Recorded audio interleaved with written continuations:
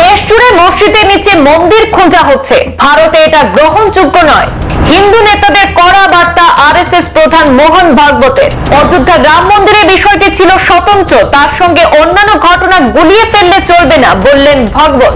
যেভাবে নতুন করে বেশ কিছু স্থানে একই ধরনের ইস্যু তুলে ধরা হচ্ছে, তার ফলে ঘৃণা এবং শত্রুতার বাতাবরণ তৈরি হবে, তা কিছুতেই গ্রহণযোগ্য নয় মন্তব্য সংঘ প্রধানের। সবাইকে মনে রাখতে হবে, চরমপন্থা আগ্রাসী মনোভাব, জোর জবরদস্তি করা, অন্য ধর্মের আরাধ্যকে অপমান করা আমাদের সংস্কৃতি নয় মন্তব্য মোহন ভাগবতের। এই দেশে প্রত্যেককে তার ধর্ম বিশ্বাস অনুসারে ঈশ্বরের উপাসনা করার সুযোগ দিতে হবে, এতে বিঘ্ন ঘটানো মোটেই কোনো ধার্মিকতা নয় বলে দাবি মোহন ভাগবতের।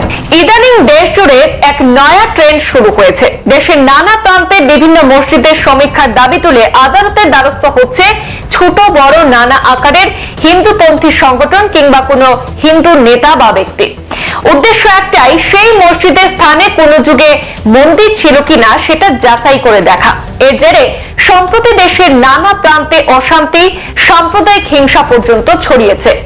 এই বিষয়টি নিয়ে এবার মুখ খুললেন আরএসএস প্রধান মোহন ভাগবত। এমন আচরণের তীব্র ধিক্কার জানালেন তিনি।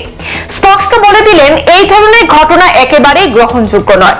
মোহন ভাগবত বলেন, ইদানিং কিছু হিন্দু নেতা দেশের নানা প্রান্তে অযোধ্যার রাম মন্দিরের মতো ডিসপুট তুলে ধরার চেষ্টা করছেন, এটা একেবারেই গ্রহণযোগ্য নয়।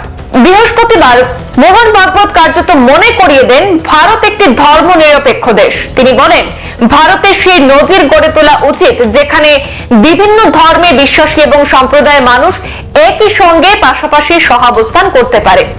মহারাষ্ট্রের পুনেতে আয়োজিত বিশ্ব গুরু ভারত কর্মসূচির মঞ্চে ভাষণ দেওয়ার সময় এই মন্তব্য করেন মোহন ভাগবত। উল্লেখ্য, সম্প্রতি কট্টর হিন্দুত্ববাদীদের একাংশের তরফে উত্তরপ্রদেশের সম্ভলের জামা মসজিদ, এমনকি রাজস্থানের আজমের শরীফ নিয়েও সমীক্ষার দাবি তোলা হয়, যা নিয়ে এখনো বিতর্ক চলছে। আর সেই প্রেক্ষাপটে মোহন ভাগবত বলেন, ভারতকে তার অতীতের সমস্ত ভুল থেকে শিক্ষা নিতে হবে, তবেই বিশ্ব মানচিত্রে ভারত রোল মডেল হয়ে উঠতে পারবে। আমাদের প্রমাণ করতে হবে, নানা বৈচিত্র্য থাকা সত্ত্বেও কিভাবে একত্রে থাকা যায় ভারতে।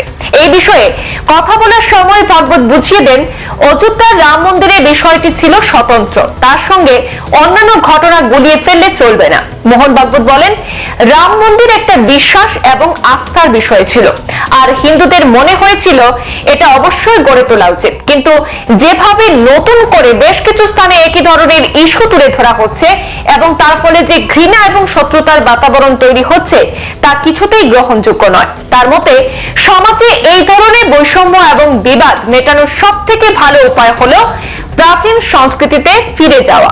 খুবই তাৎপর্যপূর্ণভাবে মোহন ভাগবত বলেন যে, চরমপন্থা আগ্রাসী মনোভাব, জোর জবরদস্তি করা এবং অন্য ধর্মের আরাধ্যকে অপমান করা আমাদের সনাতন সংস্কৃতি নয়।